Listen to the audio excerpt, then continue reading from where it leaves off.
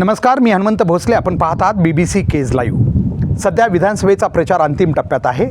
आज 17 नोव्हेंबर, उद्या 18 नोव्हेंबर हा सार्वजनिक प्रचाराचा शेवटचा दिवस असणार आहे आणि त्यानंतर 19 आणि 20 तारखेला मतदान होणार आहे.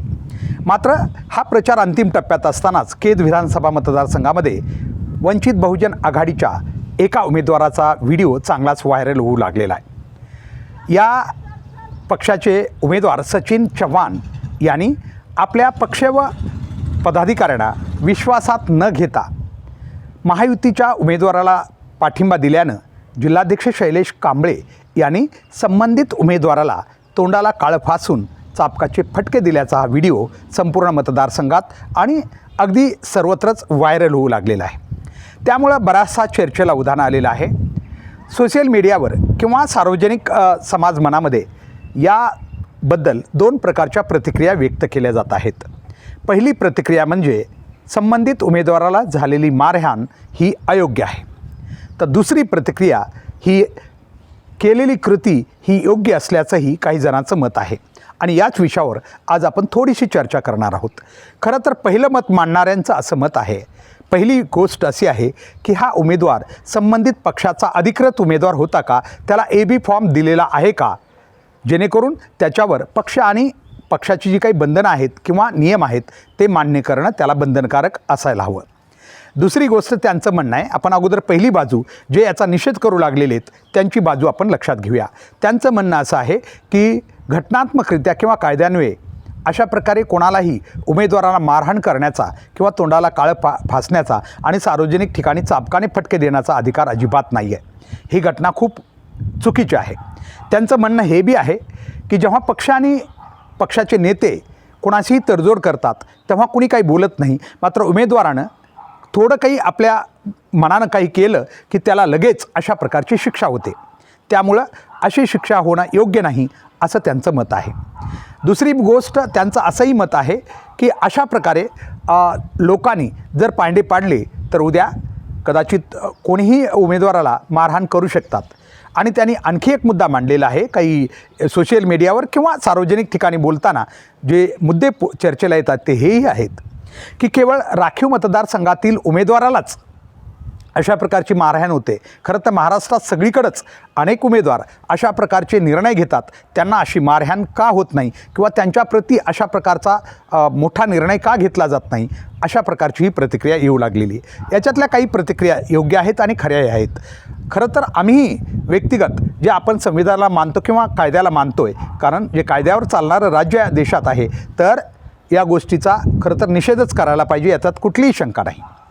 मात्र आता दुसरी बाजू समजून घेऊया.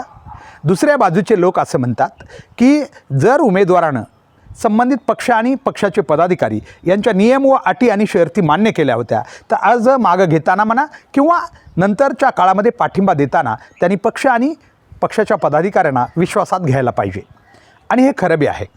जर मात्र याच्यासाठी आपल्याला हे बी बघावं लागेल की संबंधित उमेदवार या पक्षाचा अधिकृत व AB फॉर्मवर निवडणूक लढवत असलेला उमेदवार आहे का हे बघणंही तितकंच गरजेचं आहे. तरच त्याच्यावर हे बंधनं लागू पडतील. जर तो स्वतंत्रपणे केवळ लोकशाहीमध्ये एक उमेदवारी अर्ज भरून उभा असेल तर त्याला हाही अधिकार आहे की त्याला कोणाला पाठिंबा द्यायचा किंवा त्यानं काय करायचं हे त्याला आपल्या याच्यामध्ये अधिकार तशा प्रकारचा अधिकार नक्कीच आहे.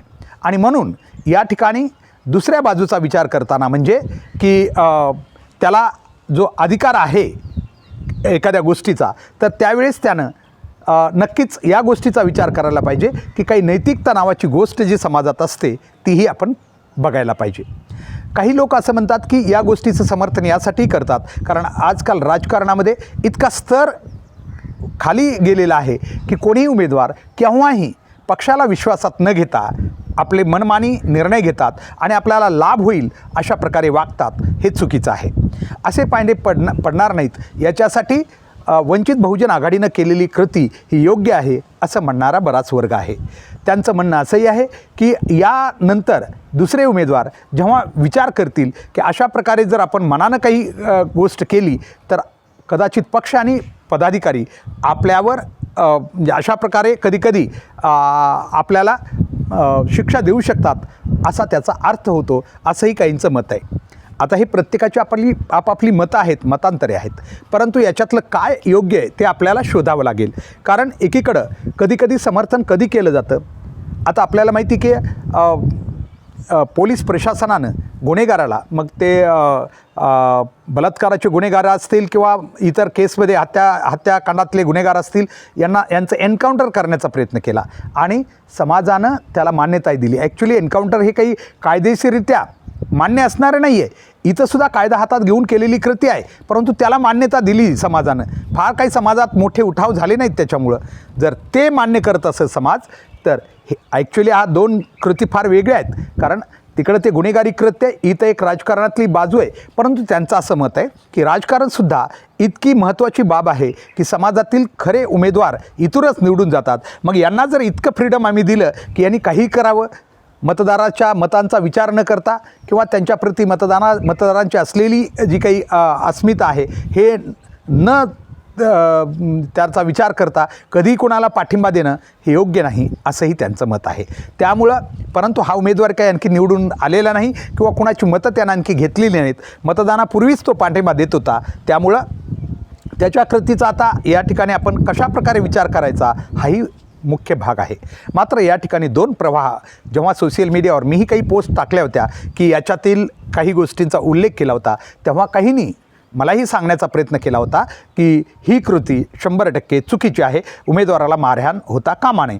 आणि मीही त्या मताशी सहमत आहे. कारण कायदा आणि सुव्यवस्थेचा विचार करता आपल्याला त्याच्याशी समर्थन देता येणार नाही. कारण आता गोष्टीच अशा झाल्या आहेत आपल्या जीवनामध्ये, नेमकं समर्थन कशाचं करावं किंवा नेमका कोणता विचार आपण स्वीकारावा. कारण एकीकडं संविधान आहे, तर दुसरीकडं संविधानावर प्रहार करणारे जी काही गोष्टी आहेत त्या थांबवण्यासाठी काही गोष्टी करण्याची गरज पडत असेल, मात्र पुन्हा तिथं संविधानाचा रोल पुढे येतो. त्यामुळं आपल्याला नेमक्या कोणत्या गोष्टीला मान्य करावं हा संभ्रम नक्कीच समाजात निर्माण होऊ शकतो.